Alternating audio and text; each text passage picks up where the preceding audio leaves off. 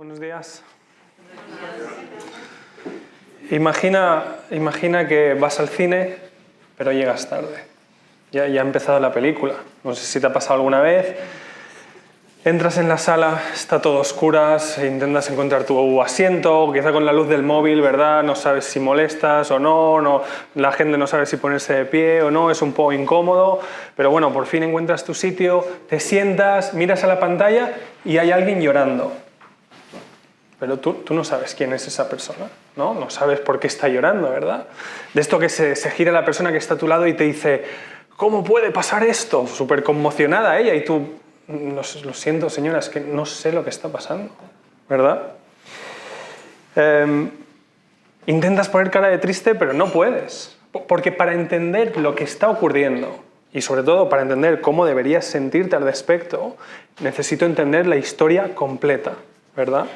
Si no, corremos el riesgo, como digo, de interpretar mal lo que está pasando, de sentir mal, o incluso si fuera la vida real, de reaccionar mal. Cuando digo mal, no me refiero a moralmente mal, sino a inadecuadamente, porque me falta información.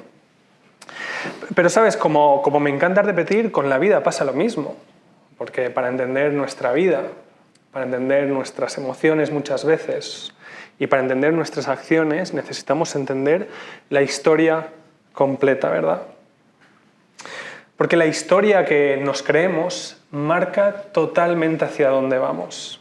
Y con eso llegamos al texto de hoy, que es uno de mis textos favoritos de toda la Biblia, sinceramente. Quiero compartirlo con vosotros, es algo que decidí hace meses cuando se me propuso esto, pensé en este texto porque me encanta, es un texto que se encuentra en el Evangelio de Lucas también, en el capítulo 24, y es un texto que tiene lugar en el día que recordamos hoy, el día en que resucitó Jesús. Pero en este texto vemos a dos personas que no sabían que había resucitado todavía. Así que vamos a leer Lucas 24, empezando por el 13, y de momento voy a leer hasta el 24 y luego seguimos. Dice así, Lucas 24, a partir del 13. Y he aquí que aquel mismo día, dos de ellos iban a una aldea llamada Emaús, que estaba como a 11 kilómetros de Jerusalén, y conversaban entre sí acerca de todas estas cosas que habían acontecido. Y sucedió que mientras conversaban y discutían, Jesús mismo se acercó y caminaba con ellos, pero sus ojos estaban velados para que no le reconocieran. Y él les dijo, ¿qué discusiones son estas que tenéis entre vosotros mientras vais andando? Y ellos se detuvieron con semblante triste. Respondiendo uno de ellos, llamado Cleofás, le dijo, ¿eres tú el único visitante en Jerusalén que no sabe las cosas que en ella han acontecido en estos días? Entonces él les dijo, ¿qué cosas? Y ellos le dijeron, las referentes a Jesús el Nazareno, que fue un profeta poderoso en obra y en palabra delante de Dios y de todo el pueblo, y cómo los principales sacerdotes y nuestros gobernantes le entregaron a sentencia de muerte y le crucificaron. Pero nosotros esperábamos que él era el que iba a redimir a Israel. Pero además de todo esto, este es el tercer día desde que estas cosas acontecieron. Y también algunas mujeres de entre nosotros nos asombraron, pues cuando fueron de madrugada al sepulcro y al no hallar su cuerpo, vinieron diciendo que también habían visto una aparición de ángeles que decían que él vivía. Algunos de los que estaban con nosotros fueron al sepulcro y lo hallaron tal como también las mujeres habían dicho, pero a él no le vieron. Ponte en situación. Llevas meses, quizá años, siguiendo a una persona que prometía libertad para los cautivos, ¿verdad? Buenas nuevas a los pobres, el año favorable del Señor, descanso para los cansados, agua que quita la sed, vida en abundancia. Llevas meses, años emocionado, ¿verdad? Parecía que por fin Dios iba a hacer aquello que había prometido. Aquello que el pueblo de Israel llevaba siglos esperando y que en sus vidas llevaban toda la vida esperando. Parecía que por fin había llegado. Que por fin había venido el Mesías, ¿no? El Cristo, el ungido, que es lo que significa. El rey que Dios dijo que iba a venir. Parecía que estaba aquí, pero acaba de morir en una cruz. Ponte en situación. Acaba de morir en una cruz. Y con él muere la ilusión de estas dos personas. No sabemos si eran dos hombres o quizá una pareja, piensan algunos, dos personas. Muere su ilusión. Tras ver a su sueño clavado en una cruz, ellos se van. Se van a Emaús. No sabemos a qué iban, pero sí sabemos de qué venían. Venían de la profunda decepción. Me dirás, Gerson, ¿no estás especulando un poco? No. Mira el texto. Dice bien claro que estaban, versículo 17, tristes. Otra versión dice cabizbajos, con semblante caído. Ellos parecían y sonaban derrotados. Normal, porque ellos pensaban que habían perdido. Ellos estaban derrotados. Recuerda, ellos pensaban que la realidad era una y de ahí sentían y marchaban, ¿verdad? Y sí, ahora hablaremos de por qué no creían. Tranquilos, de hecho, no quiero dar por sentado que todo el mundo aquí crea lo que estamos celebrando hoy. Y como siempre digo, si hay algún invitado o alguna invitada, eres muy bienvenido aquí, de verdad. Ahora hablaremos de eso. Pero quiero seguir pensando primero en estas dos personas que están desorientadas, decepcionadas, que se están enfrentando a la incertidumbre y se están yendo a Emaús. Muchas veces nosotros también nos vamos a Emaús, ¿verdad? Metafóricamente hablando, decepcionados, desorientados, enfrentándonos a la incertidumbre, como ellos dos, ¿verdad? Pero dice el versículo 15, me parece increíble, el versículo 15 de Lucas 24 dice que ante estas dos personas que se están alejando por la decepción, por la incertidumbre, dice, Jesús se acercó y caminaba con ellos. Qué bonito, ¿verdad? Que incluso cuando nosotros nos estamos alejando de Él, Él no nos da la espalda. Se puso a caminar con ellos. Estas dos personas no solo es que se están marchando, se están yendo de Jerusalén, el centro de la pasión de Jesús, el lugar donde estaba su comunidad, el lugar donde habían pasado los últimos días con Él, el lugar donde había pasado toda su experiencia. Literalmente se estaban alejando del lugar donde había estado Jesús, le estaban dando la espalda y aún así Él no les da la espalda. Quizá algunos de nosotros oímos esto, pensamos en nosotros, o pensamos quizá en nuestro hijo que hace tiempo que no viene, o en amigos, o en compañeros, ¿no? Aunque nosotros le demos la espalda, Él no nos da la espalda. A veces, de hecho, Él ya está trabajando, como ocurre aquí, aunque no nos demos cuenta, como le pasa a estos dos. No solo eso, dice el texto que lo primero que hace Jesús es hacerles una pregunta. ¿De qué estáis hablando? ¿Es que acaso Jesús no sabía de qué estaban hablando? Claro que sabía de qué estaban hablando, pero Él no llega y les dice lo que necesitan oír, aunque lo sepa, sino que primero deja que se expresen. Les escucha, expresan sus sentimientos, su frustración y Jesús deja que hablen. Conversa con ellos, escucha, pregunta, camina con ellos, se sienta con ellos, come con ellos. Es una imagen tan cercana, tan personal, ¿verdad? Vemos un Jesús que no se impone, y lo veremos en el resto del texto. Un Jesús que no llega como un rayo y le da igual quién está ahí, sino un Jesús que invita y que fomenta una reflexión previa por su parte, para que luego puedan decidir seguirle de forma libre. Qué increíble, ¿verdad? Que tener un Dios que aunque nosotros le demos la espalda, Él no nos da la espalda. Dios quiere que le quieras conocer. Dios no se impone, Dios quiere que le quieras conocer y se revela progresivamente como con ellos dos para que ellos puedan seguirle libre y genuinamente. De hecho, si alguna persona hoy aquí se sintiera identificado con estas dos personas que se están yendo a Emaús, espero que veas la invitación que hay aquí para ti, que Dios no cierra la puerta. Que quizá cuando menos te lo esperas y donde menos te lo esperas, como les pasa a estos dos, tienes un encuentro inesperado con Dios. Con un Dios que no ha tirado la toalla contigo, que no cierra la puerta. Jesús se acercó y caminaba con ellos, dice. Vale. Pero oye, ¿por qué se van? ¿Por qué se están yendo? Dice, versículo 22, algunas mujeres han dicho que Él vivía. No es que no lo hubieran oído. No es que nadie les hubiera avisado. ¿Por qué se están yendo a Emaús estos dos? Se van porque para ellos la resurrección no era posible siquiera y ni siquiera se lo miran. No entraba en su cosmovisión, no entraba en la película que pensaban que explicaba la realidad. O otra vez, Gerson, no estás aquí especulando. No. Vamos a verlo. Fíjate, versículo 19. Cuando describen a Jesús dicen, fue un profeta, poderoso en obra y en palabra. Ellos tenían una concepción de Jesús como sola y principalmente humano. Luego el versículo 21 todavía es más claro, dice: pero nosotros esperábamos que Él era el que iba a redimir a Israel. Ellos empiezan la frase con un pero y hablan en pasado, como quien piensan que eso ni ha ocurrido ni va a ocurrir, ¿verdad? Porque estas dos personas pensaban que la redención de Israel iba a ser un evento político, social, que la liberación de Israel iba a ser un evento, una liberación socioeconómica.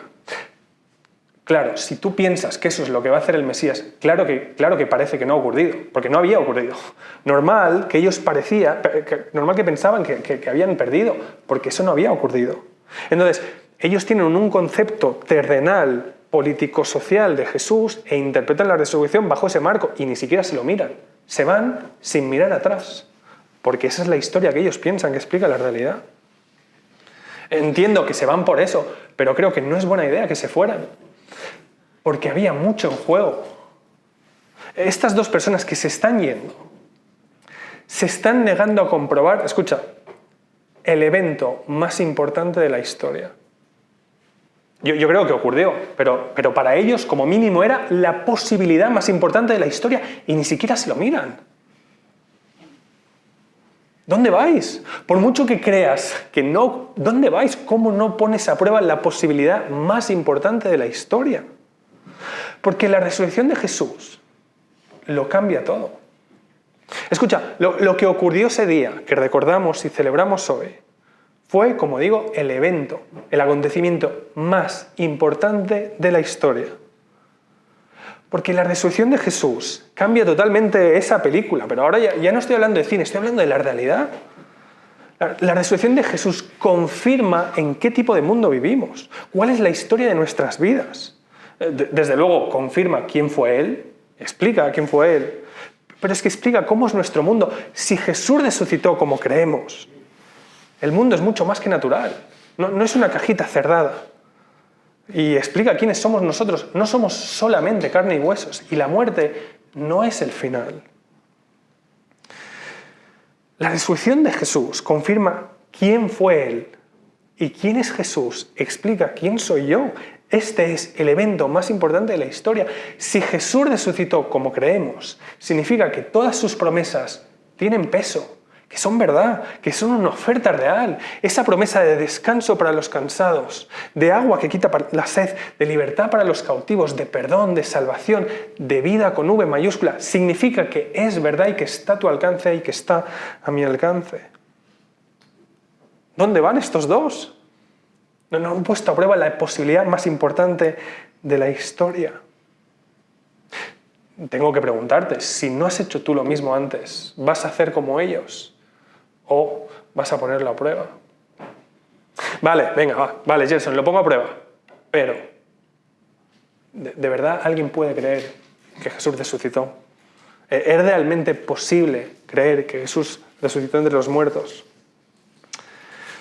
Y yo sé que cuando hablo con mis amigos y amigas o cuando estoy hablando con estudiantes en la universidad, yo sé que esta es la parte más difícil de aceptar de la historia. Es que lo es que es la parte más asombrosa de la historia. No pasa nada, no hace falta que lo escondamos. Es la parte más asombrosa de la historia. Es que si no, no estaríamos aquí. Si esto fuera normal, si esto fuera ordinario, no estaríamos en esta sala. Está bien, es la parte más asombrosa de la historia, pero es la parte más central de la historia. Porque si esto no ha ocurrido, todo lo demás es mentira. Es la clave que confirma o entierra a Jesús. Si Jesús no resucitó, nos vamos a Emaús, ¿verdad? Porque el cristianismo se cae entero. Sí, es el elemento más asombroso del cristianismo. Y aún así, yo creo que es verdad. Y sé que muchos de vosotros también creéis que es verdad. Es más, cada día más y más personas alrededor del mundo entero creen que esto es verdad. A veces jugándose la vida por esto, a veces muriendo por esto. Muchas veces son personas, que precisamente han llegado a esta conclusión después de investigar la evidencia y de llegar a la conclusión de que no hay otra posibilidad, de que no hay ninguna alternativa que explique esto. Y te encuentras a escéptico tras escéptico que termina concluyendo que Jesús resucitó, como C.S. Lewis, como Lee Strobel, o como Pablo de Tarso, o como Jacobo, el hermano de Jesús. Personas que contra todo pronóstico terminan aceptando que Jesús resucitó. Los cristianos sabemos que la gente muerta no resucita normalmente. Lo sabemos. No es que no lo sepamos y por eso estamos aquí. No. Sabemos que no es lo normal. No es lo natural. Es verdad. Pero no es precisamente lo que deberíamos esperar si viviéramos, como digo, en un mundo que es más que natural y si Dios existiera. Lo digo porque a veces las personas dicen cosas así como no, Jesús no resucitó porque eso rompe las leyes de la naturaleza. Que es una idea que parece que tiene sentido, pero que en realidad es una falacia, es un argumento circular, porque estamos poniendo la conclusión en el principio. Básicamente lo que eso es decir es, lo único que puede ocurrir es todo menos esto. ¿Pero por qué? Porque esto es lo que he dicho que no podía ocurrir. O sea, como me habrás oído decir ahora mismo, eso no tiene sentido, es un círculo. Es un argumento que no funciona. Las leyes de la naturaleza lo que hacen es describir lo que ocurre, lo que suele ocurrir, lo que vemos y lo que esperamos que siga ocurriendo con todo el sentido del mundo. Son como un mapa que describe cómo es la realidad. Pero las leyes de la naturaleza no causan nada, no son la realidad, son un mapa de la realidad.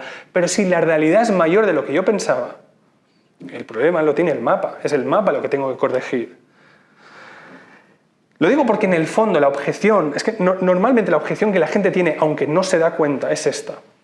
No, es que Jesús no pudo haber resucitado en un mundo en el que Dios no existe. Claro, yo también estoy de acuerdo con eso. O sea, visto así, yo también lo diría, es que aquí nadie está sugiriendo que Jesús resucitó, pero que Dios no existe. Nadie está sugiriendo esto. Si Dios no existe, Jesús no resucitó.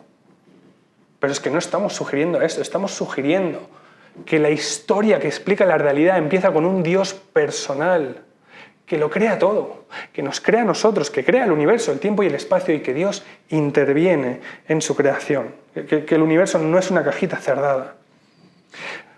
Claro, si Dios no existe, Jesús no resucitó, tiene sentido. Pero si Dios existe como creemos, entonces no es una incoherencia que Jesús resucite, es lo que deberíamos esperar. Que Dios traspase los límites de lo natural, que traspase los límites de lo que Él ha creado, que traspase incluso la propia muerte, como vemos aquí. Y si os contaba esta parte, que es un poco más filosófica, os la contaba porque creo que es lo que estos dos deberían haber escuchado, porque se fueron sin siquiera ponerlo a prueba, se negaron a mirar. Pero si se hubieran parado a investigar, ni siquiera hace falta usar una palabra tan formal como investigar, si se hubieran parado a pensar en ello, se hubieran dado cuenta de que no hay otra explicación, que no hay otra alternativa que lo explique todo. Esto ya lo habréis oído, si habéis visto la película de la vida de Lee Strobel, El caso de Cristo, o si habéis escuchado charlas como esta, habréis oído que la resurrección de Jesús es la única cosa que explica todos los acontecimientos históricos que vemos. Explica la tumba vacía, a pesar de que estaba protegida por soldados armados que se estaban jugando la vida. Explica que los discípulos, que cuando Jesús es arrestado se van corriendo y están escondidos en una sala, de golpe están en la calle proclamando que Jesús resucita. Es la única explicación que hay. Ellos estaban convencidos. Es la única explicación que explica, valga la redundancia, que personas como Pablo, como os decía, Pablo se dedicaba a perseguir a los cristianos. Nosotros escuchamos Pablo y decimos, Pablo, cristiano, ¿tú sabes el shock que era escuchar que Pablo, el que perseguía a los cristianos, de golpe dice que Jesús ha resucitado? ¿Cómo explicas eso? Es la única explicación que explica, valga la redundancia, que sabiendo que Jesús ha muerto, y en esto hay consenso, que Jesús murió, no pudo haber sobrevivido, y además los evangelios tienen detalles que son indicios de muerte. Aún así, multitudes y grupos de personas afirman haberle visto y haber interactuado con él en persona físicamente y corpóreamente. ¿Cómo explicas esto? Personas que hubieran estado vivas cuando esto se estaba escribiendo y estaba dando vueltas. Personas dicen, no, es que alucinaron, pero ¿sabes? Aparte del hecho de que nadie esperaba esto y que por tanto no lo hubieran alucinado, las alucinaciones grupales no existen y aquí tenemos grupos de hasta 500 que le vieron, interactuaron con él. Explica de dónde sale la iglesia cristiana sin recursos, sin armas, sin dinero, estando perseguidas, etc. ¿Cómo explicas eso? Explica cómo puede ser que después de miles de años celebrando el día de reposo en sábado se empiece a celebrar el domingo. Explica por qué nunca se encontraron los restos de Jesús. Jesús fue enterrado en una tumba cuyo dueño era un personaje público, José de Arimatea. La gente sabía dónde estaba. Si la tumba no hubiera estado vacía, hubiera sido muy fácil decir, no, para, está aquí. Pero eso no ocurrió, porque Jesús vive. Etcétera, etcétera, etcétera, etcétera. Está bien, todo esto ya lo sabéis, ¿verdad? Todo esto de evidencia ya lo sabéis. Es una pincelada del tipo de evidencia por la que muchas personas concluyen que Jesús resucitar es la mejor explicación para la Semana Santa, semana que seguimos recordando y celebrando 2000 años después. Pero, en realidad, todo esto que os acabo de soltar no es lo que Jesús les dice a ellos, porque ellos no necesitaban esto. Os lo digo porque creo que hay personas que sí necesitan esto y porque a mí me anima y espero que os anime y que refuerce nuestra confianza, pero no es lo que ellos dos necesitaban. Jesús no les dice todo esto a estos dos, porque para ellos no era un problema de evidencia, es que ni siquiera lo habían puesto a prueba, no era un problema de evidencia, era un problema de que pensaban que la película era otra, no habían entendido la historia. Y en base a eso pensaban, sentían y se iban a Emaús. Por eso Jesús no empieza revelándose a sí mismo y soltándoles toda esta información, sino que Jesús lo que hace primero es revelarles la gran historia de Dios. Voy a leeros la siguiente parte del texto, no os preocupéis, estamos avanzando. Quiero leeros del versículo 25 hasta el 32. Dice así: Entonces Jesús les dijo: «Oh insensatos y tardos de corazón para creer todo lo que los profetas han dicho. ¿No era necesario que el Cristo padeciera todas estas cosas y entrara en su gloria?» Y comenzando por Moisés y continuando con todos los profetas, les explicó lo referente a él en todas las Escrituras. Se acercaron a la aldea donde iban y él hizo como que iba más lejos. Y ellos le instaron diciendo: «Quédate con nosotros porque está atardeciendo y el día ya ha declinado». Y entró a quedarse con ellos. Y sucedió que al sentarse a la mesa con ellos, tomó pan y lo bendijo y partiéndolo les dio. Entonces les fueron abiertos los ojos y le reconocieron, pero él desapareció de la presencia de ellos. Y se dijeron el uno al otro: ¿no ardía nuestro corazón dentro de nosotros mientras nos hablaba en el camino cuando nos abría las Escrituras? Luego sigo con el final. Lo que hace Jesús no es contarles una historia nueva, no es un cambio de cosmovisión. Lo que hace es: lo teníais delante y no os disteis cuenta. Versículo 27, comenzando por Moisés y continuando con todos los profetas, les explicó lo referente a él en todas las Escrituras. En el momento de incredulidad de estas dos personas, Jesús no les habla de filosofía, no les habla de ciencia, no les habla de evidencia, sino que les habla de historia y les ayuda a ver cómo su historia encaja en una historia mucho más grande. Es como esas películas que cuando ves el final, ahora descubres que la historia era otra, que tú no la habías entendido. Y de golpe, cada escena es diferente de como tú la habías visto. De hecho, te das cuenta de que cada escena tiene un significado más profundo y más real, porque es lo que realmente estaba pasando, aunque tú no lo veías. Y cuando vuelves a ver la peli, ¿verdad?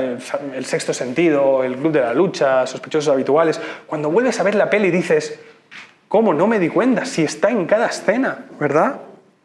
A estos dos que pensaban que la muerte de Jesús era una derrota, Jesús les dice: no era necesario que el Cristo padeciera todas estas cosas y entrara en su gloria. Yo no sé si tú resumirías el Antiguo Testamento así, pero es que cuando lo ves con los ojos, viendo a Jesús en la cruz, está en cada página. Que el Génesis está lleno de altares de principio a fin. Que Levítico es una declaración constante de cómo la muerte de otro me puede sanar. Y lo vemos en los sacrificios sustitutorios de la ley, y en el sufrimiento de Israel, y en el sufrimiento de los reyes, y en Jonás bajo el mar, y en Daniel con los leones, ¿verdad? La sangre de Abel derramada por su hermano, en el sacrificio de Isaac, el hijo querido, en José, en Moisés, en David, está en cada página del Antiguo Testamento.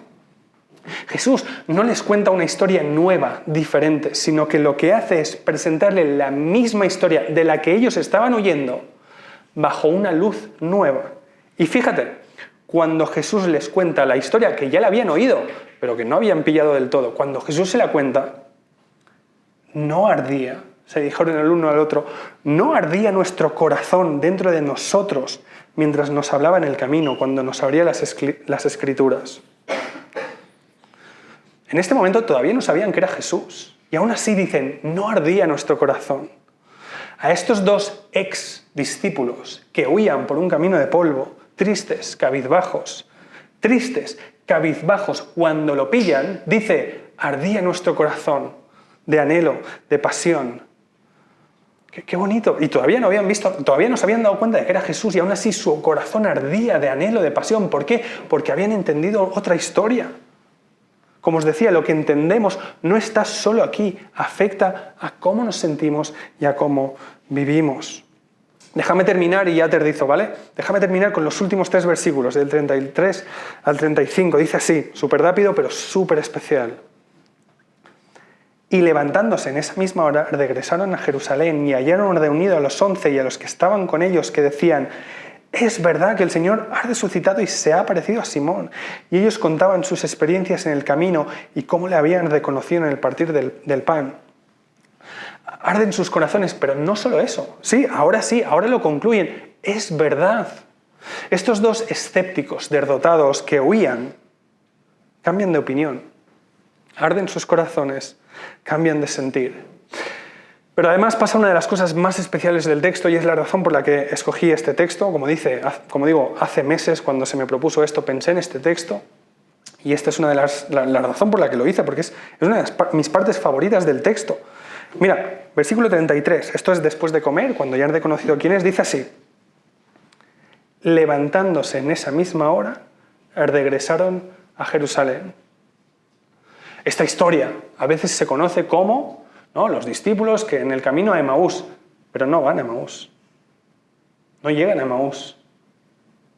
Nunca llegan a Emaús. Hemos empezado con eso, pero ellos 2 no llegan a Emaús. No sabemos a qué iban, pero no llegan. Se encuentran con un Jesús resucitado y se olvidan de Emaús. Emaús sale por la ventana, ya no está Emaús. Cuando entienden la historia entera y entienden quién era Jesús y que sí ha resucitado, se dan la vuelta. Que es un término muy importante en la Biblia y con mucha simbología detrás. Se dan la vuelta, cambian de dirección, porque aquello que creemos no solo nos afecta aquí y no solo nos afecta a cómo sentimos, sino que marca hacia dónde vamos. Marca cómo vivimos y cuál es el rumbo de nuestras vidas. Esta pareja se encuentra con Jesús y les cambia la vida. Es normal porque su mundo ahora es otro.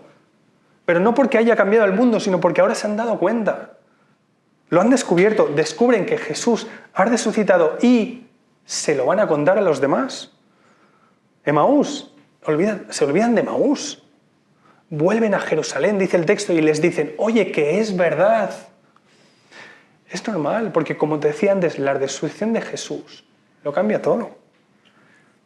Es un evento que marca nuestro mundo, que ancla la fe cristiana a la historia y que rasga el tejido de la realidad. Esto no depende de tus sentimientos o de tu opinión, no. Nos apunta directamente hacia Dios. Si Jesús resucitó, da igual cómo te sientas al respecto. Apunta directamente hacia Dios. Es un evento que traspasa interpretaciones. Nadie dice, Jesús resucitó, ¿qué significará eso? No. Si Jesús resucitó, todas sus promesas son verdad. Dios estaba con él y en él. Como digo, el mundo es más que una cajita cerrada y la muerte no es el final. Si Jesús resucitó, como celebramos hoy, el mundo es otro. La película es otra. Es el evento más importante de la historia y merece la pena correr, como me imagino que hicieron, saberlo, vivir a la luz de eso y contárselo a los demás. ¿Sabes lo que no hubiera tenido sentido? Que hubieran seguido caminando hacia Emaús. ¿Te imaginas saber que Jesús ha resucitado y que tu vida no cambie? ¿Te imaginas creer que de verdad Jesús resucitó y que eso no le dé forma a cómo vives? Seguir yendo a Emaús. No tendría sentido saber que la historia es otra, pero tú seguir viviendo en base a lo que pensabas antes. Por eso tengo que terminar preguntándote, ¿qué historia estás viviendo tú? No solo te estoy preguntando qué historia crees que es verdad, te estoy preguntando cuál es la historia que le da forma hacia dónde vives, que le da rumbo a tu vida. Porque nuestra vida también encaja en una historia mayor. ¿Vives realmente a la luz de la resurrección de Jesús? ¿Has dejado de ir a Emaús y estás volviendo, corriendo, me imagino, saltando de alegría? Aquí hay 2 opciones. Opción número 1, es posible que algunos me digáis, vale, pero es que yo todavía no sé si es verdad. Está bien, no te preocupes. pero como mínimo no hagas como si no hubiera pasado nada, como hicieron estos dos.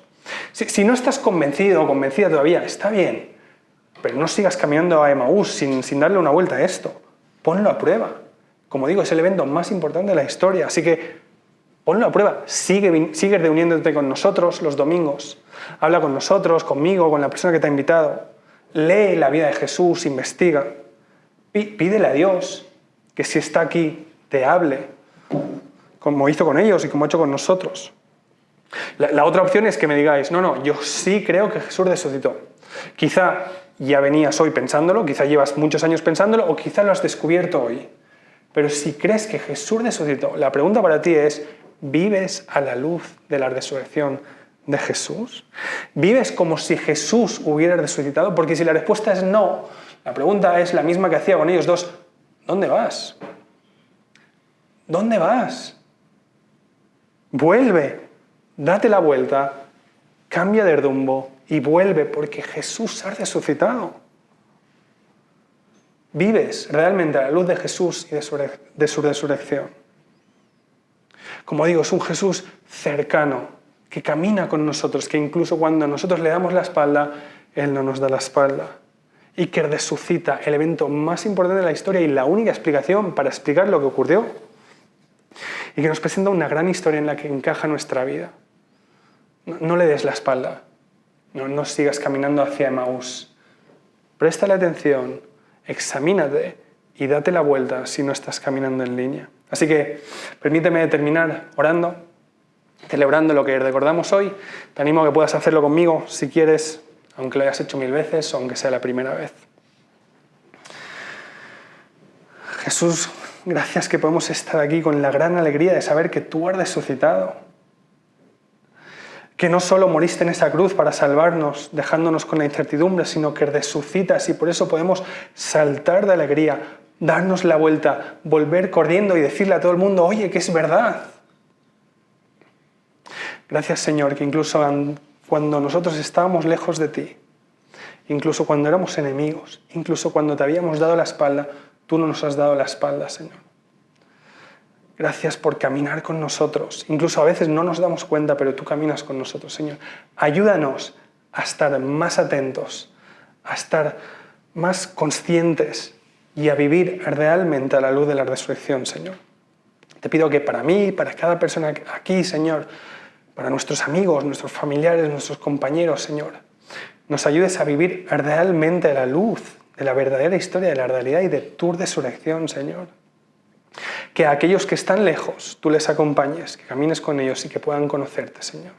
Que si hay alguien hoy aquí que todavía no te conoce, que tú le hables, Señor, y que te pueda conocer. Y que aquellos de nosotros que llevamos tiempo siguiéndote, que nos ayudes a caminar en la dirección adecuada. Incluso cuando nuestro corazón duda, que a mí me pasa, cuando nos descubrimos una y otra vez caminando en Emaús, ayúdanos a darnos cuenta, a darnos la vuelta y a volver a ti, Señor. Te alabamos por quién eres, Señor. Te alabamos por quién eres, por todo lo que has hecho por nosotros y por esa gloriosa resurrección que celebramos hoy. Aleluya, Señor. Aleluya por la gran historia que tú tienes para nosotros. Ayúdanos a acercarnos a ti cada día más, Señor. Te lo pedimos en el nombre de Jesús. Amén. Amén.